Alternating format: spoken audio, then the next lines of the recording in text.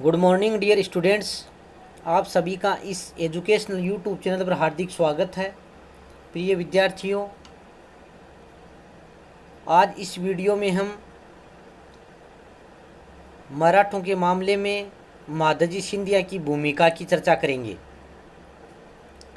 कई बार एग्जाम्स में क्वेश्चन पूछा जाता है कि मराठा सरदार माधवजी सिंधिया की भूमिका पर टिप्पणी लिखिए या मराठा शासन में माधवजी सिंधिया के योगदान का वर्णन कीजिए। इस प्रकार से क्वेश्चन पूछे जाते हैं।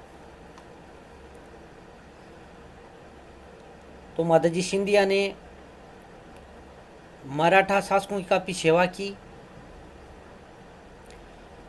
उनमें देश प्रेम और वफादारी भी कूट कूट कर भरी हुई थी।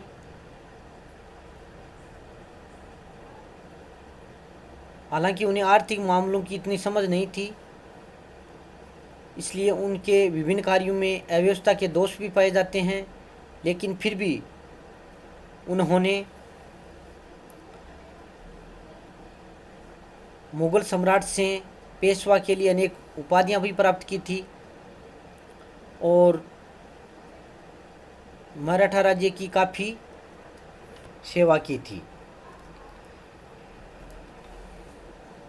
उनकी जो भूमिका है उनका विवेचन हम निम्न बिंदुओं के आधार पर कर सकते हैं। राघोबा के विरुद्ध माधवराव का साथ देना।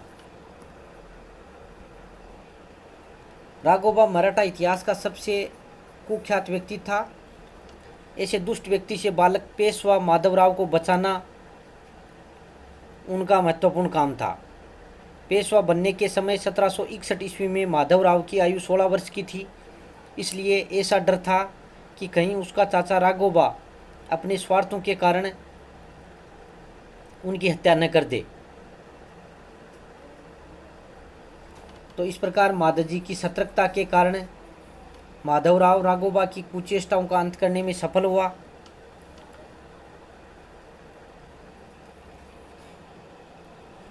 और माधवराव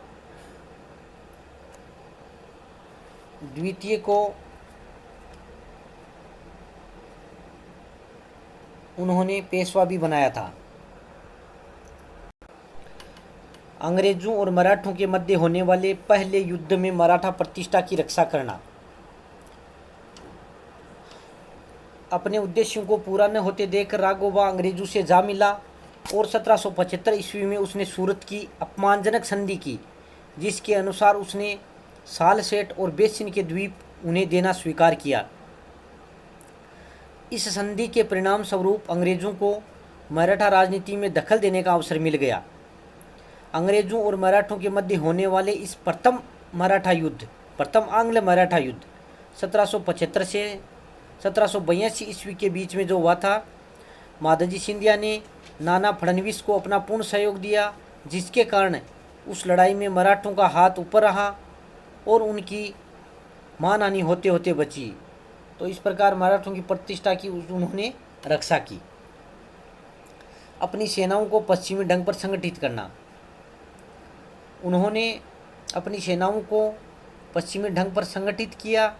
एक चतुर राजनीतिज्ञ होने के नाते उसे इस बात का विश्वास हो गया था कि मराठा राष्ट्र का भावी शत्रु एक पश्चिमी शक्ति होगी, और इसलिए जब तक मराठे अपनी परंपरागत युद्ध प्रणाली को न बदलेंगे तब तक उनके जीवन की कोई आशा नहीं हो सकती। तो इस प्रकार उन्होंने अंग्रेजों से मुकाबला करने के लिए अपनी सेनाओं को पश्चिमी ढंग पर संगठित किया। उत्तर में मराठा प्रभाव की स्थापना करना। माधवराव प्रथम के कार्यकाल में माधवजी सिंधिया ने उत्तरी भारत में मराठा प्रभाव को फिर से स्थापित करने का प्रयास किया। उसने 1772 ईस्वी में मुगल सम्राट बहादुर शाह को फिर से दिल्ली के सिंहासन पर बैठा दिया था। इसके अलावा उसने राजपूतों, जाटों और रुहेलों को कई स्थानों पर हराकर मराठा प्रभाव को बढ़ाया था। उसने 1783 ईस्वी में ग्वालियर पर तथा 1784 ईस्वी में गोहद पर अधिकार कर लिया।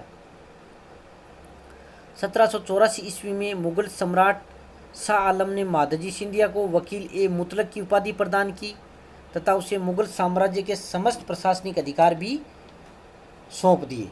तो इस प्रकार उन्होंने उत्तर में मराठा प्रभाव को स्थापित किया और अपनी प्रतिष्ठा कायम की। पूना दरबार में प्रभाव बढ़ाना। उत्तरी भारत पर अपना प्रभुत्व स्थापित करने के बाद माधोजी सिंधिया पूना पहुंचा। वहां वह 1792 ईस्वी से 1794 ईस्वी में रहा। नाना फडणवीस के भड़काने पर होलकर ने सिंधिया का विरोध करना शुरू किया, परंतु 1793 ईस्वी में सिंधिया ने लाखेरी नामक स्थान पर होलकर को पराजित कर दिया। इससे पूना दरबार में माधोजी सिंधिया का प्रभाव बढ़ गया।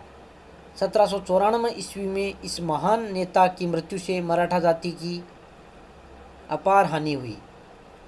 इस प्रकार